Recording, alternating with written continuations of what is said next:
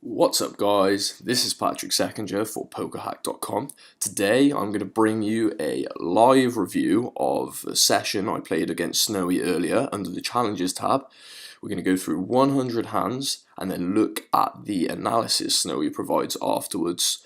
Hopefully you'll get to see some errors I made, why these might be errors, and then we're just going to talk a little bit about the software and my experience with it.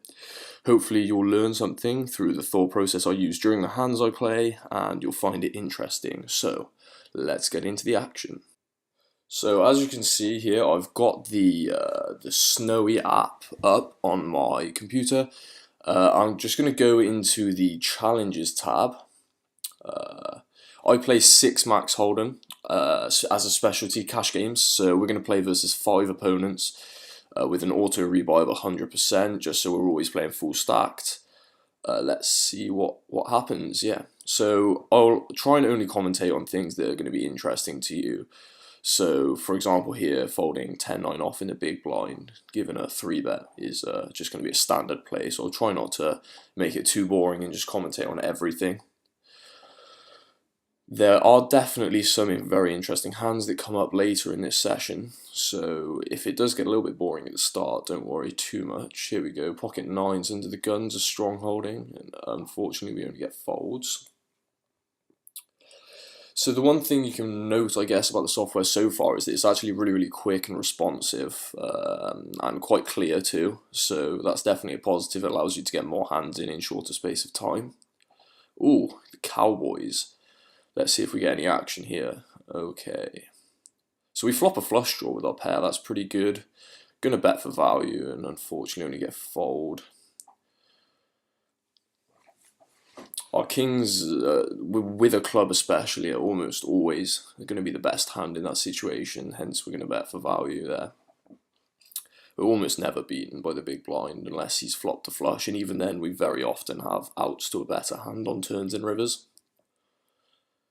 Pocket 4s versus an open's kind of close, but it's gonna be a fold for me. Calling's definitely fine, but against like good opponents such as Snowy, who's almost certainly winning versus me, given that he's playing very solid strategy, it's gonna be a fold. And then pocket 3s, we bet the flop really small because ace high boards are really good for our range, and then we turn a gut shot, so we're gonna continue to barrel off there. There's a bluff with a couple of outs to very strong hands on the river, being the wheel straight.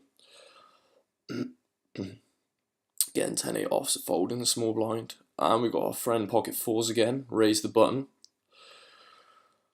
And we're going to check back. I think betting's also an option there, but I think at this point in time we're just going to try and show down. We can't really get value from anything on the river since we don't beat any of the pairs on board.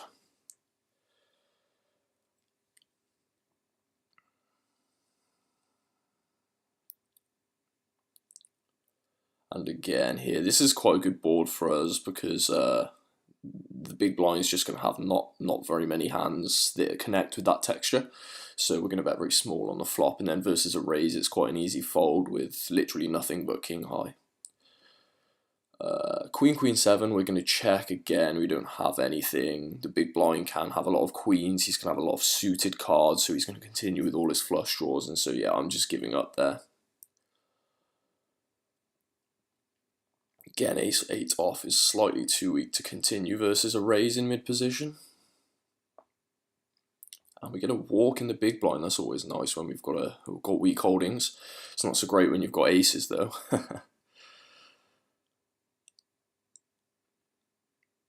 Ace jack suited here, going to be raising. We'll call a 3-bet if we get 3-bet.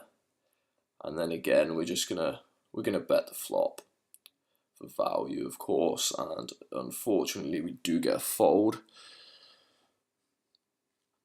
Bet that flop slightly larger because of the ace and the king, there's fewer hands that we want to bet for protection. Okay, so we defend pocket 8s to a 3.5x open. 3-betting's also reasonable, but decide to call this time, and we do take it down. Again, ace 8 off's a standard raise for me here.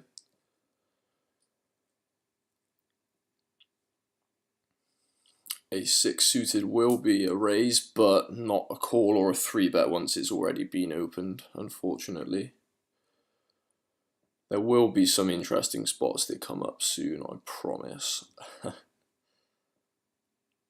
And again, going to be raising the Jack-9 off, getting a fold.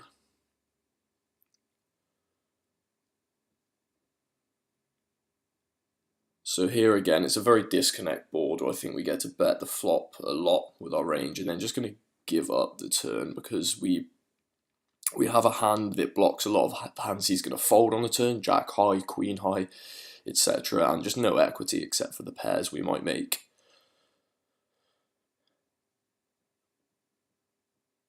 Ace-King suited, very, very strong. Oh wow, Snowie's a bit of a nit today by the looks of things. Lots and lots of folding going on. 10-7 off's quite close, I think calling's fine. And then we're going to bluff the flop when we flop a gut shot and get check too. Got no showdown value, we're quite happy to take the pot there and then. And then Queen Jack suited will be a 3-bet here, and Snowie does fold. So I think it's really quite fun and quite it's quite good how Snowie works here. How it reacts to your actions very quickly. It's not like if you're playing in a live game and there's someone with his headphones on taking a really long time to make a decision. It just takes the fun out of the game, I think. So against Snowie here, getting him to his decisions instantly, since he'll have a very set strategy, I think that's really enjoyable. So we check call the flop with our ace high and a gut shot, and we're going to fold the turn versus pot. That's a really large bet, and I don't think we have enough equity really, since, like I say, we just still haven't improved. We've just got ace high and a gut shot. We decide to fold the king 10 suited. 3-betting is definitely an option, and we will call this. This hand is one that does get quite interesting on the flop. I think we have to bet because like any ace has really good equity against us, and we will check call. The turn's a little bit dicey. I'm not 100% what the best play is here. His flop flush draws that he check raises now have us drawing very thin. And then, but we do call versus half pot because we're getting quite a good price. He might still have hands like pocket kings and pocket aces that he decides to check raise, but he does just have the nuts. Good job we decided not to bluff the river.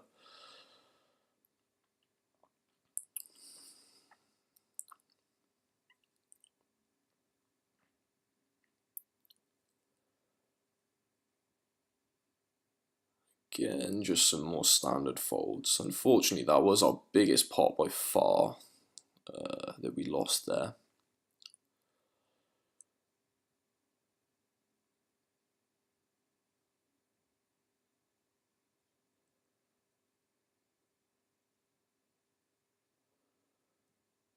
Okay, we flopped the world. I think checking back here sometimes is reasonable, but betting is as well. Checking back, obviously, because we have like showdown value and a big draw.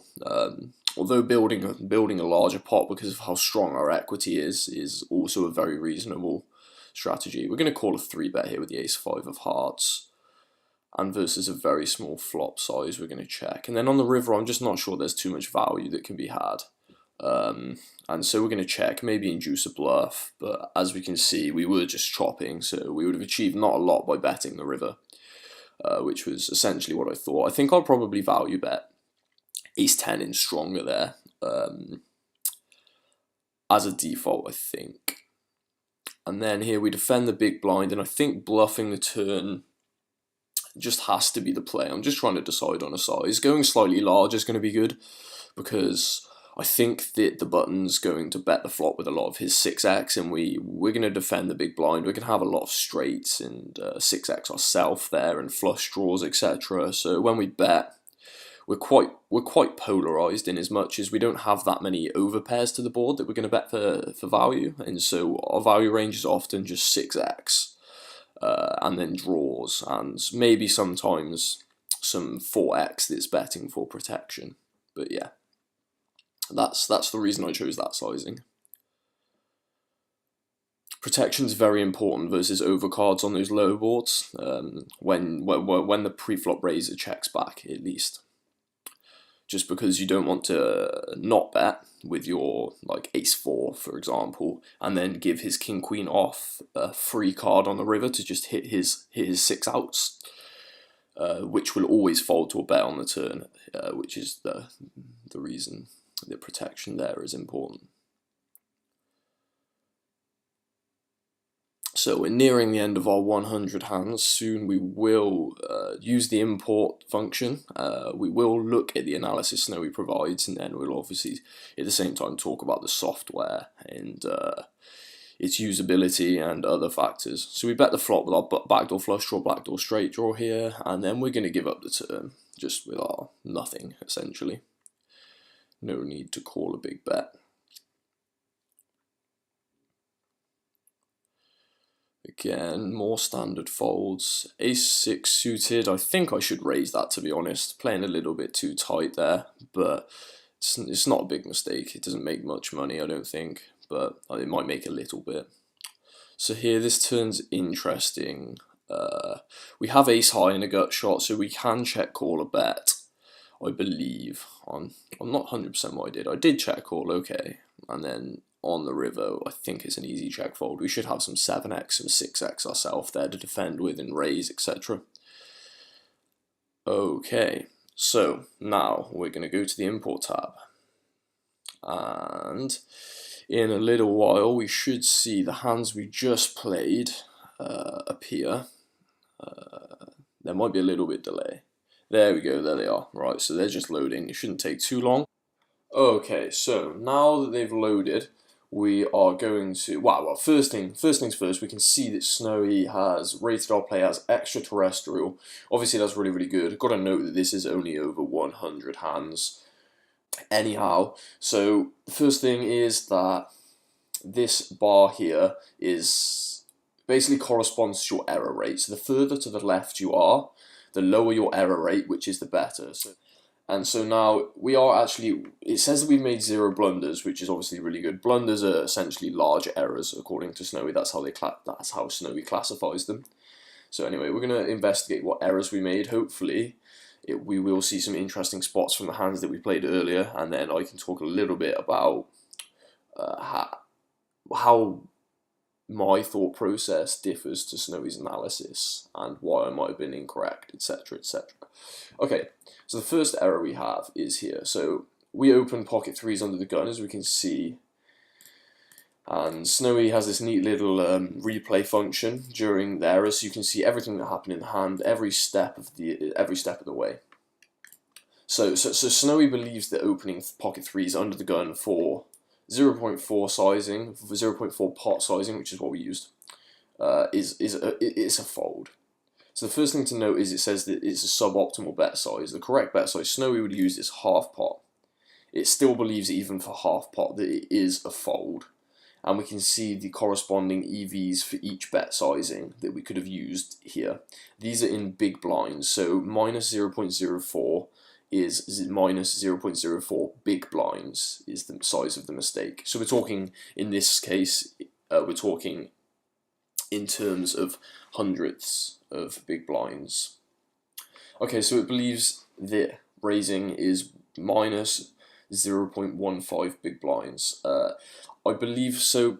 So the reason I believe this to be the case is that we should have noted this before we started, that we're playing versus Snowie. Snowie's obviously extremely good player, essentially. Its strategy is very, very in-depth. When you're playing in games such as small stakes online or live at your casino, you're not going to get 5 players around a table that are as good as Snowie.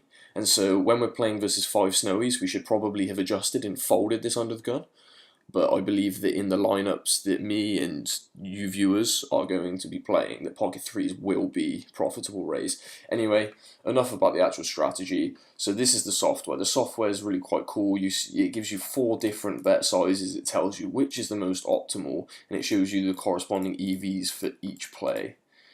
Obviously super helpful, but as I explained, you do have to take Snowie's advice with a pinch of salt, since you're playing against Snowie's. Doesn't necessarily mean that this play is losing money in actual games. So, second error. Okay, so this is simply that we bet very small on the flop with King Queen against the big blind, if you guys remember. It says that in fact our play should have been checking, and then we can look at actually like how much EV we lost by betting instead of checking. So for the size we used, which is this one, again suboptimal, but barely, we should note. And actually it doesn't actually, the EVs are exactly the same regardless of whether we use 0.22 or 0.25. So yeah, anyway, so we use the 0.22 pot size. We bet instead of checked, and we lost about 1/10 of a big blind by betting as opposed to checking. So again, quite helpful, but to be noted that it's a very small EV difference. Scenario 3, it believes. Okay, so the first thing we're going to talk about is why Snowie has a mixed strategy. A mixed strategy simply meaning that it will both call sometimes and raise sometimes. So from a GTO perspective, game theory optimal, a strategy will only do this when the EV of two options is identical, and then it will play what's known as a mixed strategy. So here we can see for one pot size, this is what it believes we should do. We should either call or raise. What we actually did was fold. Again, this is 2/100ths of a big blind mistake. It's pretty negligible. And so in our own games, we should use Snowie's advice here to make adjustments. So if we think the big blind's folding too much, we should always raise. If we think the big blind's perhaps got an edge on us, or yeah, perhaps has an edge on us, this EV might be inaccurate. We might be losing a little bit of money by raising it into a better player. So folding then becomes the correct decision. But yeah. And then here, Snowie will mix a strategy between calling and raising with the 4-5 of hearts. I dislike to have a mixed strategy in this scenario just because of how complex it can be to implement in games. It's really super interesting that Snowie actually calls this. This would be something I would never have actually thought Snowie would do before obviously using this analysis tool. So that's actually like something I've learned since using Snowie. This is actually a profitable call. Again, minuscule number of big blinds. But looking at these errors, it's really cool that you can just sort of instantly see things, and it opens your eyes to things you wouldn't have thought to be profitable and gives you extra edge in your games. And then here it's saying that raising is wrong. I'm kind of a little bit confused here, to be honest, because the EVs of calling and raising are the same, but Snowie 100% calls. Not really sure why that is, but as you can see, the EV of calling and raising is identical, so I don't see how raising here can be a mistake. And then this, we made a very minor error by calling the 10-7 offsuit. And now to the most interesting hand we actually played. Okay, so I'll replay the hand from the very start. This replay is actually really cool, like this a lot. Okay, so we open, and I get 3-bet by the big blind, and we called. This move is wrong apparently. Apparently we're supposed to fold here. Very surprised at that. Extremely surprised at that, in fact. I would have thought this was always a plus EV call.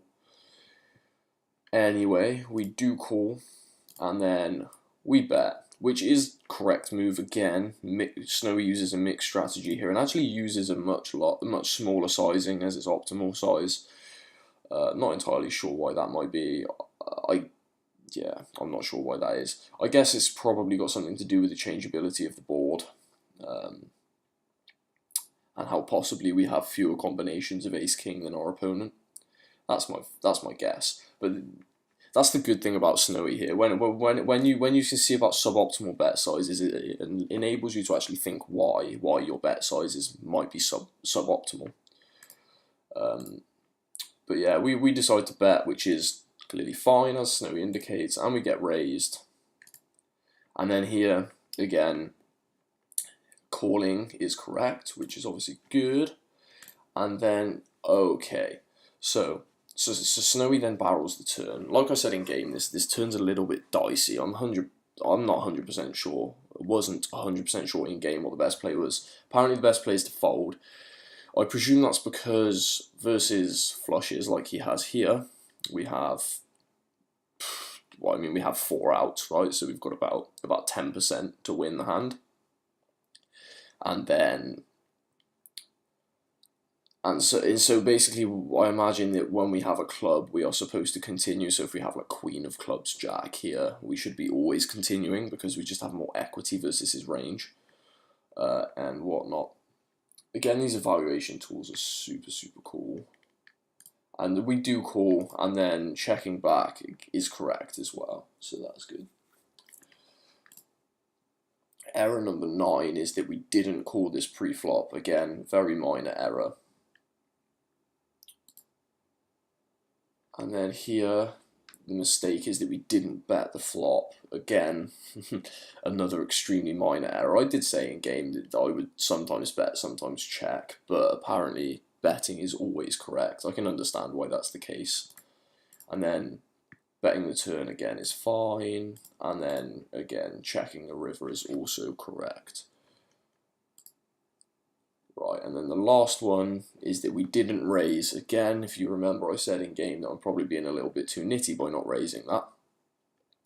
So I'm glad that my thoughts were confirmed. Yeah, so that's all 11 errors that have been analysed. So now I'm just going to go back to the statistics tab where we began and just summarise my overall experience with Snowy.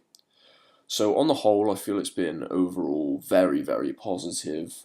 If you can look at these imports from previous, I actually imported from my own personal online play about 8,000 hands and used Snowy to review it. It really, really helped. There was a couple of leaks that I was making that I've now been able to patch, and even it's not just the analysis which is really, really good with Snowy, it's the fact that you can challenge it. The software, when you're challenging it, is intuitive, it's quick, it's responsive. Yeah, to anyone who hasn't used Snowy yet, I would highly recommend it. And yeah, this is Patrick Seckinger for PokerHack.com. Good luck at the tables.